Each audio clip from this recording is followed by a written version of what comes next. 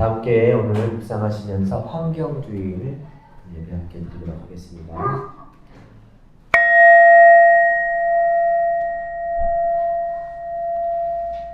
이른 아침에 감자밭 일구느라 괭이질을 하는데 땅속에서 개구리 한 마리 툭 튀어 나왔습니다. 날카로운 괭이 날에 한쪽 다리가 끊어진 채 나를 쳐다봅니다. 하던 일 멈추고 집으로 돌아왔습니다. 하루 내내 밥도 먹히지 않았습니다. 물도 넘어가지 않았습니다. 아멘. 조성길 집사님 나오셔서 기도를 해주시겠습니다. 기도하겠습니다.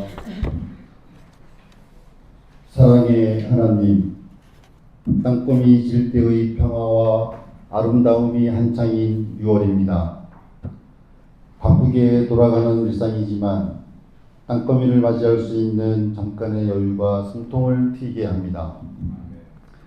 요즘 미디어뿐만 아니라 사람들을 만나면 커다란 세상 변화의 한가운데 있음을 느끼게 됩니다.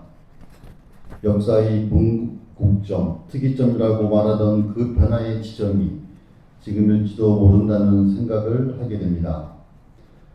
같은 강물에 두 번 들어갈 수 없다는 말처럼 시간 앞에서 모든 것이 변합니다.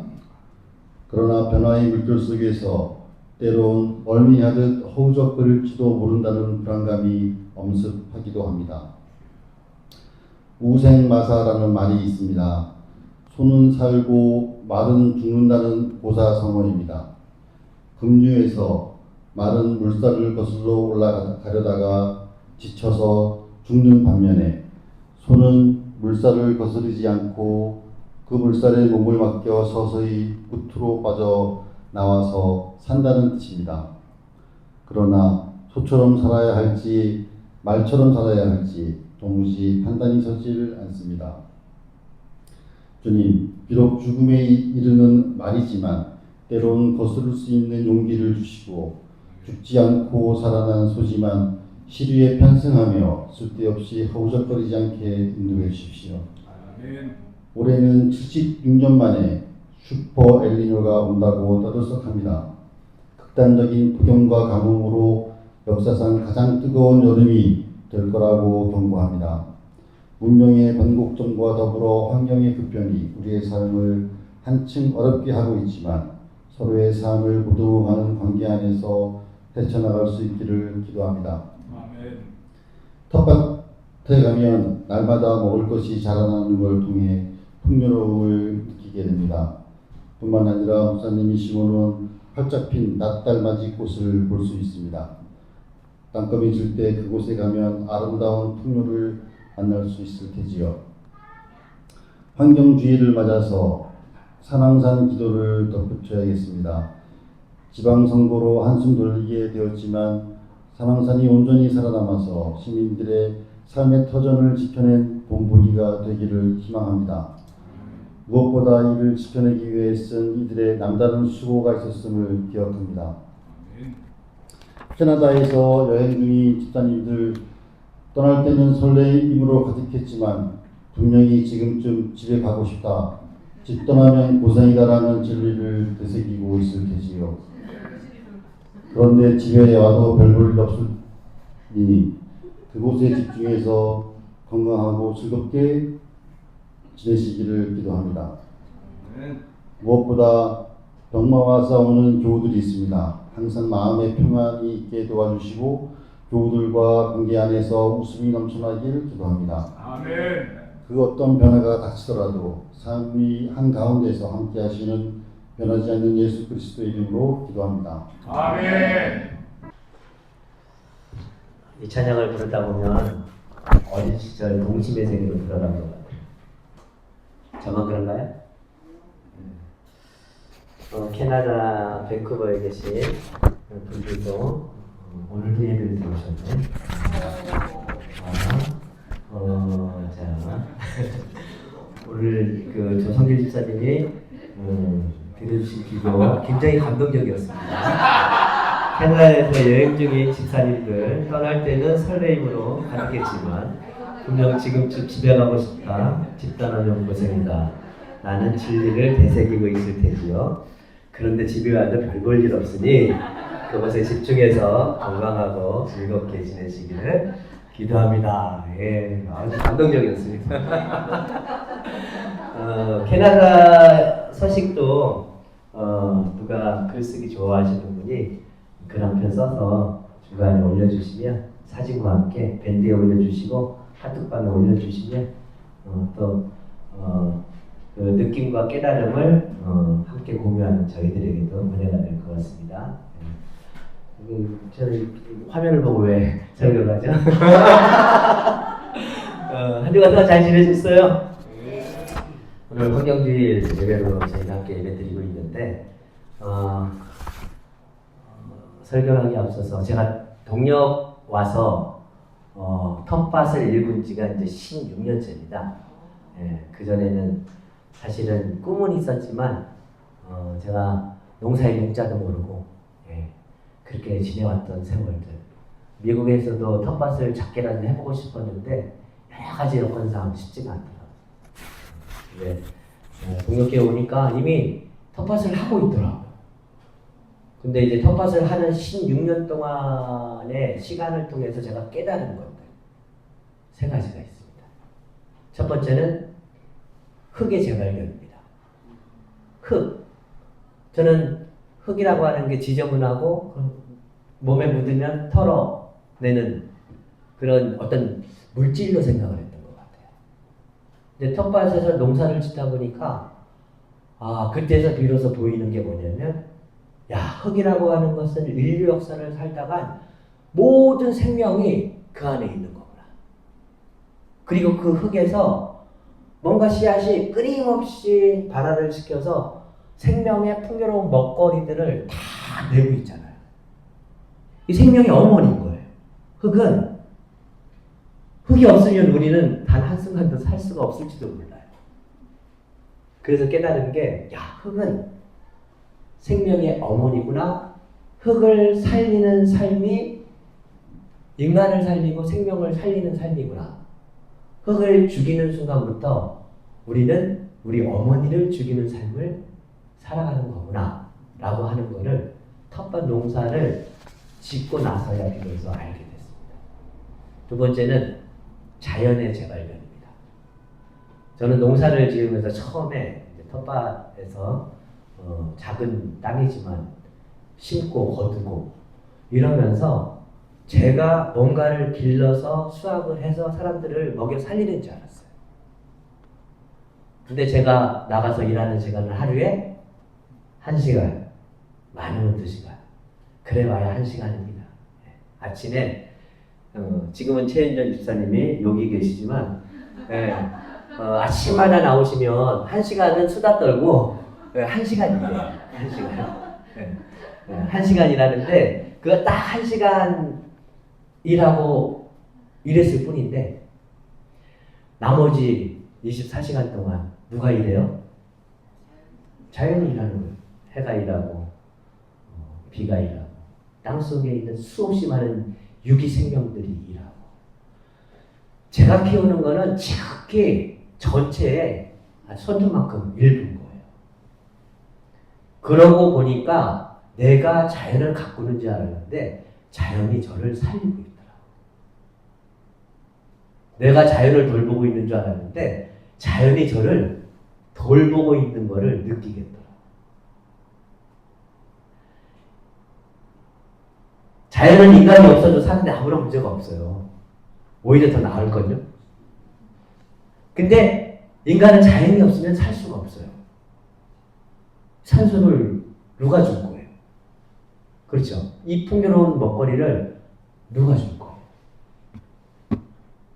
그러니까 내가 돌보고 키우는 줄 알았는데 걔가 나를 돌보고 키우고 품고 사랑하고 살리고 있더라는 거죠. 세 번째는 먹거리의 재발견입니다. 먹거리. 양파도 양파지만 여러분 그 유난의 계란이라고 있습니다. 사리원동 쪽에 가면 유기농 계란인데 크게 비닐하우스 4동에 닭을 풀어서 키워요. 그 사이사이에는 풀이 자랍니다. 얘네는 한올 정수기 물을 먹고 정수기를 설치해서 그물을 먹이더라고요. 한올 정수기 물을 먹고 풀어놓은 키우는 풀을 먹고 그리고 흙은 미네랄이 풍부한 흙을 사갖고 그걸 뿌려줘요. 거기서 미네랄을 섭취하고. 그래서 알도 우리가 생각하는 작은 알이 아니라 알도 왕알처럼 커요. 하나에 얼마? 10년 전만 해도 1,000원이었어요. 지금은 한 알에 1,500원이에요. 없어서 못 팔아요. 4동이면 이게 한 200평 되는 거 4동이에요. 그러면 어마어마한 닭들이 거기서 자라는 거거든요. 자유롭게 뛰어다니면서 날아다니면서. 근데 그 알을 까보면 흰자가 노른자는 뭐 워낙에 단단하잖아요. 근데 흰자가 젤리 같아요.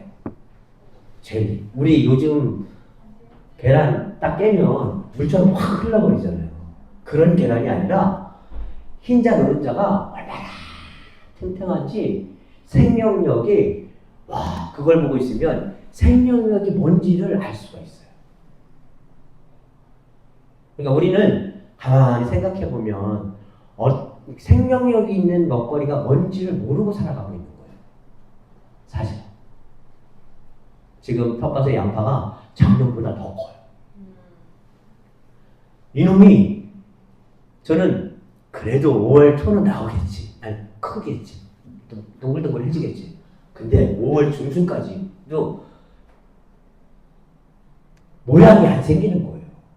처음 심은 상태에서 좀 컸을 뿐이지 동글동글해져야 되는데 그래야지 그래도 교인들 앞에서 설교하면서 양파는 잘했습니다 이런 얘기를 할 수 있을 텐데 5월 중순이 됐는데도 이게 파처럼 모양이 안 나오는 거예요.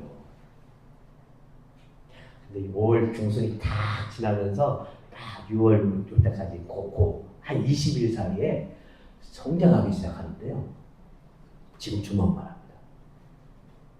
양파 캘만 나요 안 나요? 나실 겁니다.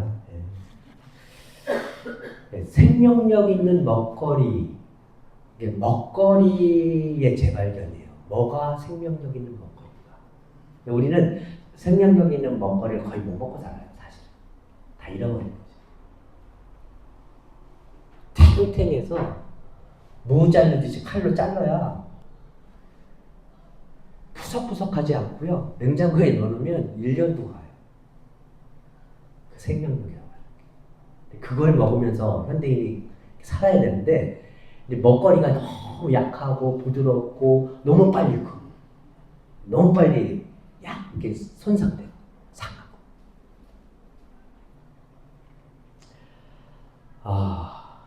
제가 텃밭 농사를 짓지 않았으면 아마 결단코 깨달지 못했어요. 그런 배움들입니다. 그렇다고 여러분들이 텃밭 농사 짓는 얘기는 아니고요.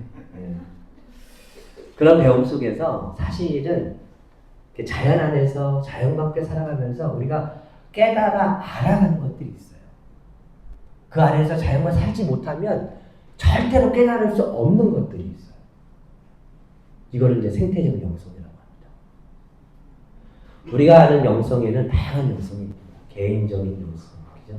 나와의 관계에서 개인적인 영성, 관계적인 영성. 어제 그 명상을 배우는 때 사람이 가지고 이렇게 살아가면서 생겨나는 수없이 많은 감정의 상태들을 들여다보고 관찰하고 그러면서 그걸 알아차리고 그러면서 자기 감정의 그 결들, 선들을 이렇게 스스로 발견해 나가는, 그러면서 그거에 대해서 어떻게 대처해 나가는 그런 명상을 어제 했는데 참 좋았어요. 예.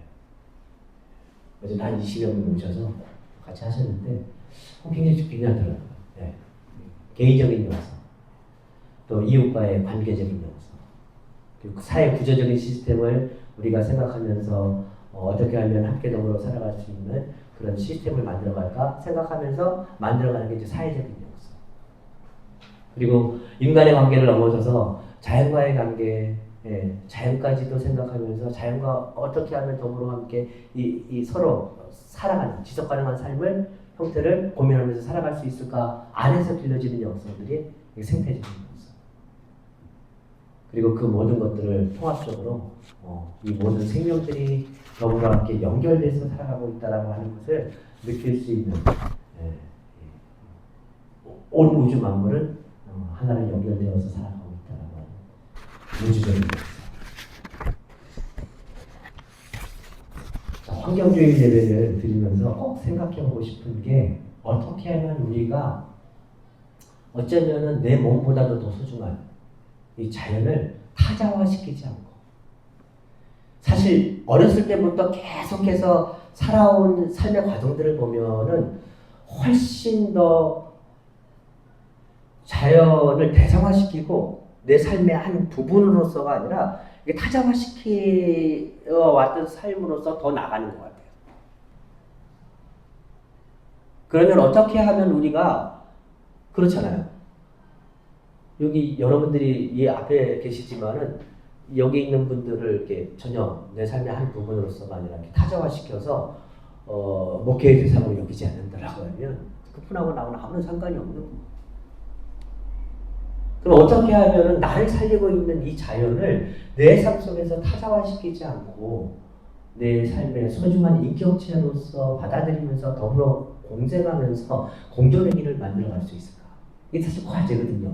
또 다른 말로 얘기하면 어떻게 하면 생태적인 영성을 우리 안에 계속해서 길러가면서 살아갈 수 있을까? 집사님은 어떻게 하세요? 네, 어떻게 하세요? 이 생태적 영성을 위해서 집사님만의 누가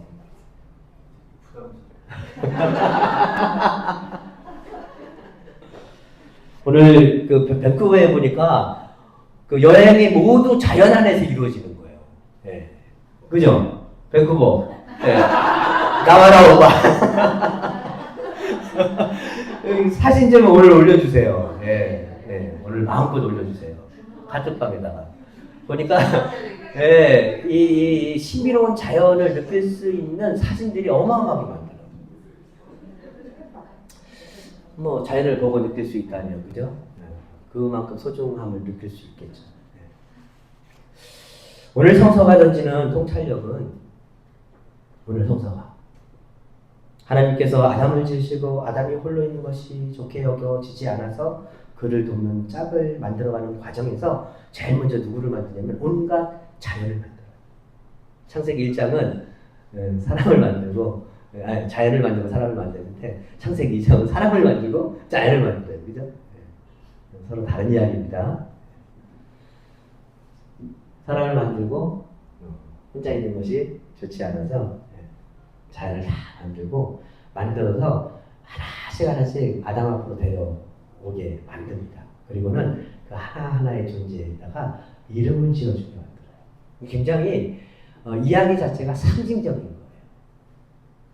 에덴의 상태, 하나님 나라 안에서의 자연과의 관계는 어떠해야 하는가라고 하는 거를 옛날 사람들이 이렇게 아름다운 이야기로 우리에게 신화적인 이야기로 상징적으로 보여주고 있다고 생각을 하거든요.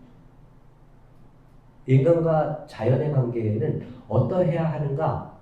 이름을 지어주는 관계, 이름을 지어주는 관계는 어떤 관계일까요? 이재원 집사님 하고 제가 부르면 여기 이재원 집사님이 계신 거를 우리가 다 느끼죠. 그죠? 물론 이름을 안 불러도 다 느끼지만 제가 자 이재원 집사님 일어나 보세요 그러면 일어나지 마세요. 근데 일어나 보세요 그러면 여기가 이재원 집사님이 계시구나. 목사님이 이재원 집사님한테 이렇게 뭐라고 일어나라고 했구나라고 하는 거를 우리가 인식하게 돼요. 자각하게 돼요. 그래서 이지원 집사님이 있다라고 하는 것을 망각하지 않고 행동하게 되고, 그죠? 삶을 살피게 됩니다. 제가 요즘 피클볼을 가끔씩 칩니다. 피클볼 아세요? 탁구하고 테니스하고 약간 중간. 탁구보다 쉽고 테니스보다 쉬워요. 경기장은 테니스 경기장처럼 되어 있는데 라켓은 커요. 테니스 라켓하고 탁구 라켓 중간쯤 되는데 공은 또 플라스틱 공이어서 이렇게 테니스 공처럼 막 튕겨나가지 않아요. 그래서 이렇게 치기 훨씬 편한. 근데 저희 그 텃밭 거기 그 길 건너면 그 고가 밑으로 해서 경기장들이 많이 생겨나는데 피클볼장이 하나 생겨났습니다. 근데 거기에 친구가 자주 가는 거예요. 목회하는 친구가. 그러면서 야 너네 텃밭에 바로 옆이야. 와. 그래서 한번 가봤어요. 갔더니 되게 쉽고 재밌어요. 훨씬 더 초보자들도 배우기 쉽게 돼 있더라고요. 피클볼 얘기하려고 하는 건 아니고요. 네, 딱 가서 이제 그걸 막 치고 있는데 거기 드나드는 사람들이 하나같이 들어올 때마다 안녕하세요, 안녕하세요 한 사람 한 사람 눈을 맞추면서 인사를 하는 거예요. 그게 처음에는 되게 이상했어요. 못 가겠어요. 그게 처음에는 되게 부담이 되더라고요. 네. 사람들이 생전 보지도 못했던 사람들인데 저한테 인사를 하면서 반갑게 아는 척을 해주는 거예요. 아는 척. 근데 가만히 그 문화를 봤더니 그렇다고 해서 뭐 그 관계가 깊어지진 않아요. 그런데 그냥 정신없이 막 피클볼만 치는 게 아니라 거기 사람이 들어오고 있구나, 사람이 나가고 있구나, 존재를 확인하게 되더라고요. 인사를 하면 바라보게 되고, 바라보게 되면 아, 저 사람 또 왔네? 저 사람 있네? 이 안에 누가 있는지를 확인해 주게 되더라고요. 운동에 집중이 안 될 것 같아요. 네, 운동에 집중이 안 될 수도 있어요. 그렇지만 제가 그거를 그래서 저 소리를 내서 계속 저도 문화잖아요. 누군가가 그 클럽을 만들 때 우리가 최소한 모여서 운동을 하지만 서로 아는 척을 하면서 운동합시다 라고 했던 것 같아요. 그런 문화가 만들어져 있는 거예요. 그러다 보니까 저도 거기 또 로마에 가면 로마법을 따라야 되잖아요. 그래서 오는 사람들 막 인사를 해요. 근데 인사를 하면 눈을 맞춰주고요. 한 번 더 저한테 웃어주고요. 그러면 이렇게 웃어주는 분 얼굴을 보면 또 저는 마음이 환해지고요. 그러면서 저분이 오늘 여기 왔네, 저분이 여기 있네, 치네, 저분 잘 치는 사람이네. 어쨌든 그런 관계 형성이 되더라고요. 여러분들 주일 나오시면 한 사람 한 사람 다 눈 맞추고 인사하십니까? 그러니까 다 인사하세요? 다 그냥 저분 만남이다 하고 그냥 지나가는 경우 많죠.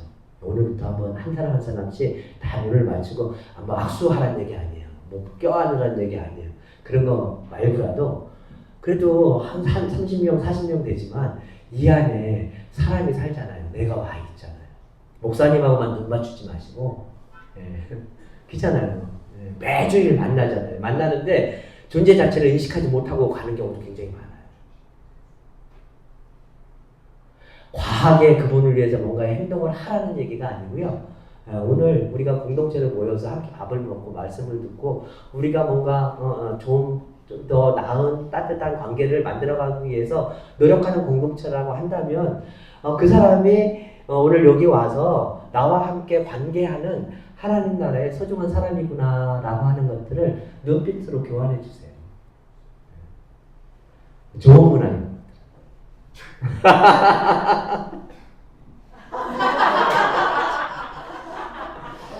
존재를 인식한다라고 하는 걸 제가 생각을 해봤어요. 근데 저희 교회는 그런 것들이 많이 잘 돼 있더라고요. 카레 못 드시는 분들을 위해서 지난주에 뭐가 나왔어요? 짜장이 나왔어요. 카레 못 드시는 분이 있다라고 하는 것을 인식하잖아요. 인식하지 않으면 다 그냥 카레 먹어! 뭐 이렇게 하고 말죠. 근데 이 안에 누군가가 단결로 움직이고 있는 분들이 있는 거예요. 여러 가지 이유로 인해서. 식사장분이 보니까 오늘은요, 대박입니다. 캐나다 계신 분들이 좀 부러우실 수 있는데, 예, 오늘은 아이들을 위한 메뉴가 기가 막히게 나옵니다. 예, 아이들 기대하시라 개봉 받게. 예, 아이들을 위한 메뉴가 아이들만큼만 있어요. 그래서 오늘 보니까 예배 드리려고 하는데 오늘은 내가 아이가 될 거야. 나한테 형이라고 불러. 막 그런 분들이 생겨나더라고요. 이 공동체 안에 아이가 있다라고 하는 것을 인식하고 자각하는 사람들에 의해서 그런 분들에 의해서 공동적 식사가 만들어지다 보니까 훨씬 더 배려가 있고 따뜻함이 느껴지고 사랑스러움이 충만한 그런 공동체로 나아갈 수가 있는 거죠. 자각하고 인식하고 살아가고 있다라고 하는 것은 그런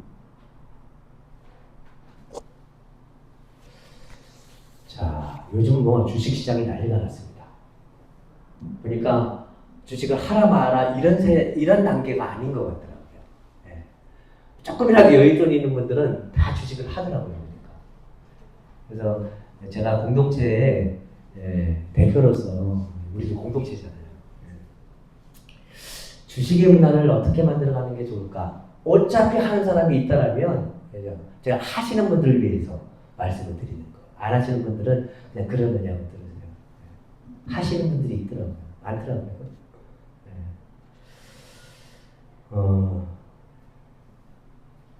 투기하지 말고 투자하세요. 절대 투기하지 마세요. 거기에다가 내 시간을 하루 종일 빼앗기다 보면 내가 지금 멈칫하고 있나 싶은 생각이 드는 순간들이 올라갈 때는 잘 안 찾아오는데 내려갈 때는요 매일 매 순간이 그런 순간들입니다. 투기하지 말고 투자하세요.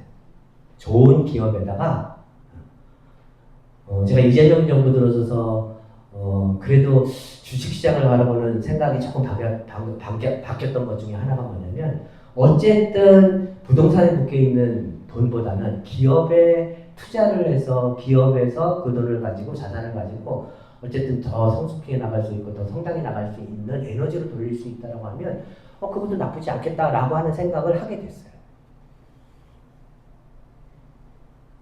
그렇다면 투기를 하지 마시고 투자를 하세요. 좋은 기업에다가 내 돈을 투자해서 저희 아내 얘기를 들어보니까 이미 1910년대, 20년대 뿐만 아니라 미국은 지금 저희가 살던 때도 그렇고 자기 자산의 한 10%에서 20%, 많은 30% 몰빵하는 게 아니고 20, 30% 정도를 주식에다가 투자를 해서 좋은 기업에다가 넣어두는 거예요. 그러다 보니까 1900년대 초에도 선교사들이 한국에 와서 막 선교를 하다가 자식을 낳고 그런데 여기에서 먹고 사는 게 뻔하잖아요. 그런데 나중에 이제 자식을 낳아서 자식이 본국에 돌아가서 공부하는 걸 보니까 들어오기 전에 투자해놨던 주식에서 그 자식들을 학비를 내면서 키워나가는 그런 이야기들도 저희 아내가 해주더라고요. 그러니까 좋은 기업에다가 기업들이 잘 성장하고 운영될 수 있도록 그리고 투자하시고 비투하지 마세요. 절대로. 제가 저희 가족 쓰라린 저희 가족사 안에서 절대 비투하면 반드시 망합니다. 염려돼서 그래요. 삶의 어떤 순간에도 주식은 여윳돈이 있을 때 거기에서 일부러 하는 거예요. 여윳돈이 있을 때 거기에서 일부러 자산을 투자하는 거예요. 돈을 벌 욕심에 비투했다가는 반드시 망합니다. 어려움을 처합니다.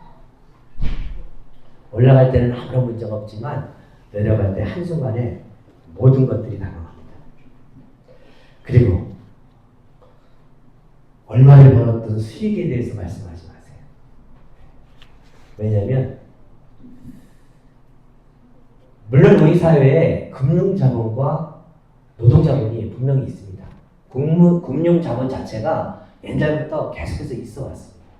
한때 많은 사람들은 이 금융자본이 불로소득이라고 하는 가치 속에서 금융자본을 일하지 않고 쉽게 버는 이 돈이라고 해서 많은 사람들은 여기에 돈을 투자하지 않는 문화가 우리 사회에 아주 팽배해 있었습니다. 어쨌든 시대는 계속 변하는 거고 삶은 변할 수 있다고 생각을 합니다. 그런데 그럼에도 불구하고 우리가 버는 돈들이 너무 이게 막 무용담처럼 소비되어져서 예를 들면 열심히 오늘도 땀 흘리면서 일하고 살아가는 사람들 그럼에도 불구하고 하루 벌어서 하루밖에 살 수 없는 사람들의 노동의 가치를 훼손하는 방식으로 아니면은 그게 무가치한 것처럼 느껴지는 방식으로 그런 단념들이 이렇게 소비되어서는 안 된다고 저는 생각합니다.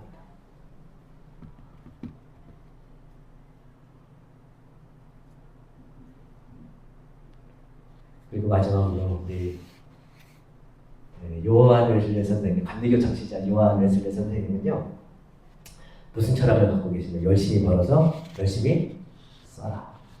열심히 벌어서 좋은 일 많이 하면서 열심히 써라. 무명의 하이니스 직원이요 성과급 받았다고 자랑을 하지 않고 뭘 해요? 보육원의 아이들을 위해서 도서관을 제공한 사람이 언론에 나왔어요. 보육원에 모든 인테리어를 하고 거기에다가 도서시설을 보육원에 해준 거예요. 한 1억 가까이 들여서 해준 것 같아요. 성과급 받았다고 그거를 어디다 써요? 사회가 약자와 함께 더불어 살아가는 데 있어서 저는 삼성전자와 하이닉스에게서 촉발되긴 했지만 우리가 열심히 벌어서 이렇게 이 국가적으로 발생하는 이익들을 어떻게 사용할 거지 개인도 그렇고 공동체도 그렇고 사회도 그렇고 이거를 우리 사회를 건강하게 유지하기 위해서 어떻게 사용할 것인가에 대한 담론들을 만들어내는 과정들은 이제 시작해야 된다고 생각을 합니다. 개인도 마찬가지죠. 잘 벌어서 잘 쓰면 그래서 나도 먹고 살지만 나도 부자가 되지만 옆에 있는 사람들 어려움을 겪고 있는 사람들 하루 먹거리 때문에 맨날 전쟁 극응하면서 살아가는 그 사람들 더불어 함께 살아갈 수 있는 국가적, 공동체적, 사회적, 개인적 삶의 시스템을 만들어갈 수 있다면 뭐 돈 버는 게 뭐가 제가 되겠습니까? 너무 아름답고 귀한 일이 되겠죠.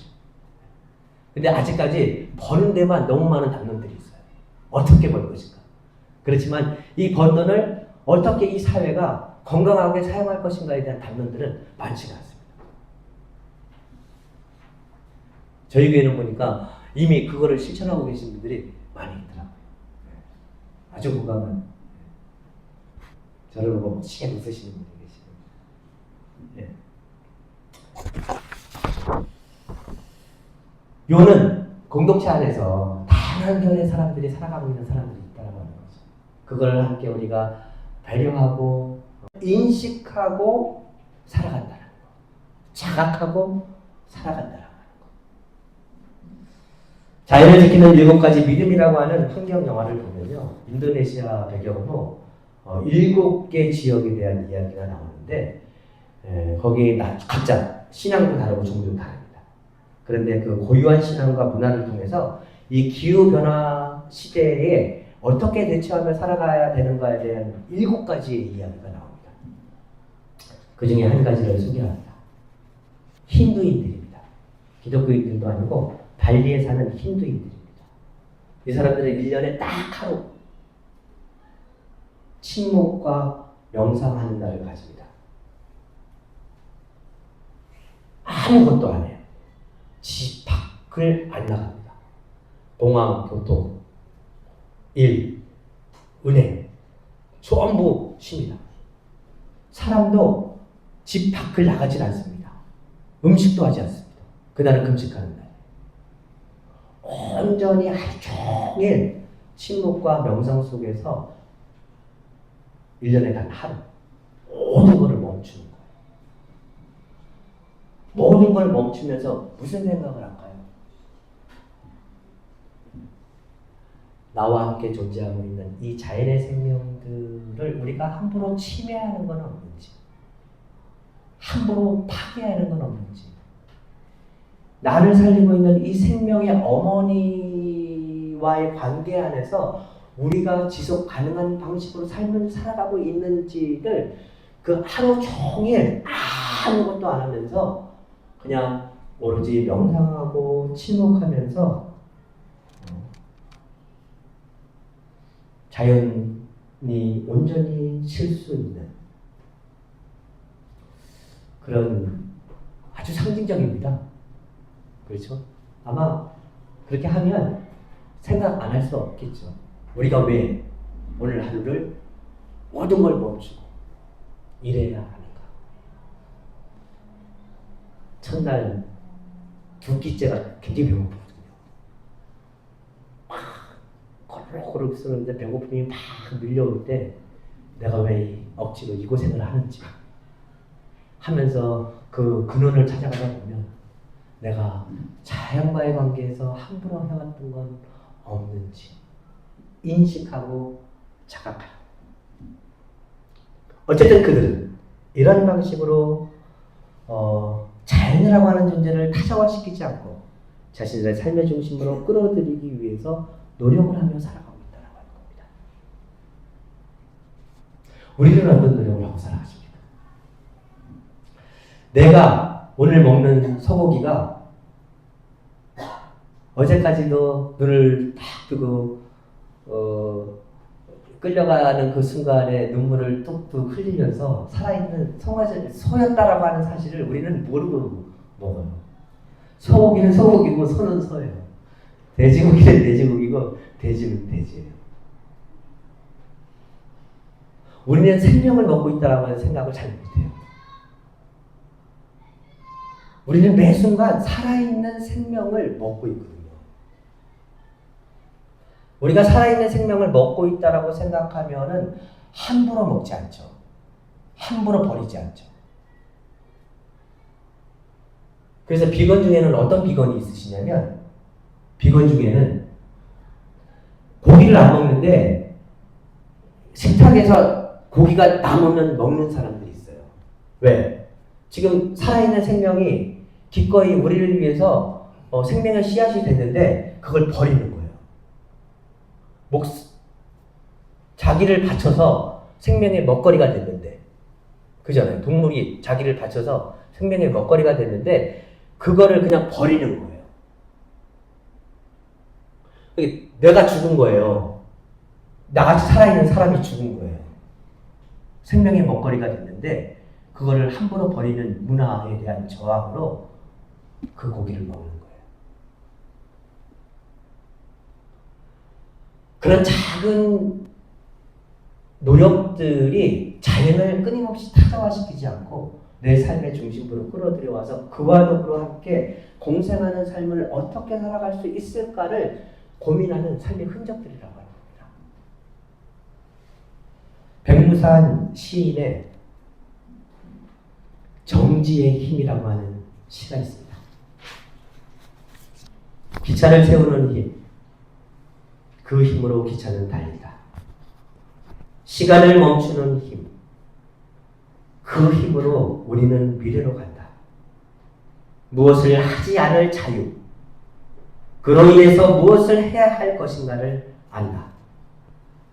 무엇이 되지 않을 자유, 그 힘으로 나는 내가 된다.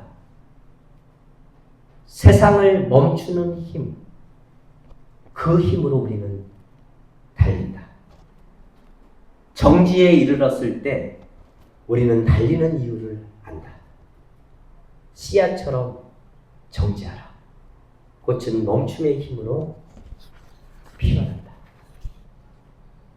이 시대는 존재를 인식하고 그 존재와 더불어 공생하기 위해서 멈추고 정지하고 절제하고, 내가 모든 것을 할 수 있는 자유가 있음에도 불구하고 그 어떤 것을 하지 않을 자유를 그 지키는 힘이 어느 때보다도 필요한 시대입니다. 자연의 이름을 불러가면서 그 존재를 우리의 삶의 중심으로 끌어들이고 그와 더불어 지속 가능한 공존의 삶을 열어가는 생태적인 신앙인의 삶에 대해서 한 번 더 깊이 있게 묵상해 보시는 한 주간의 삶이 되시기를 주님의 이름으로 기원합니다. 말씀을 생각하시면서 잠시 침묵하도록 하겠습니다.